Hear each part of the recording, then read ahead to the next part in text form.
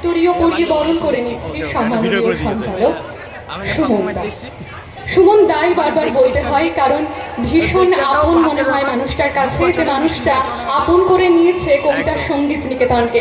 একটা ডাকে যে সমস্ত কাজ ফেলে আমাদের মধ্যে চলে আসে, অন্য প্রত্যেকটা সন্ধ্যা সে ভীষণভাবে ব্যস্ত, এমনকি বাড়িতেও আসার সময় পায় না, কিন্তু আজকে এই সন্ধ্যেটা আমাদের জন্য সময় বার করেছে। আচ্ছা, শুধু আজকের দিনটা নয়, বারবার যখনই কবিতার সঙ্গীত নিকেতনের অনুষ্ঠানের প্রয়োজন হয়েছে, সুমনকে আমরা বারবার পেয়েছি। আর বিশিষ্ট বলছিলাম একটা কারণে, কোথাও গিয়ে যে মানুষটা সময় নেই, কাজ নেই, রনেস ক্যাপিটাল ফাইন্যান্সে কাজ করে জানেন, তার এত ব্যস্ততা, তার নিঃশ্বাস নেওয়ার সময় নেই। পরিবারে একটা দিন রবিবারে ছুটি, সেই রবিবারেও ওর পরিবারকে, ছোট্ট একটা বাচ্চা রয়েছে, তাকেও সময় দিতে পারে না।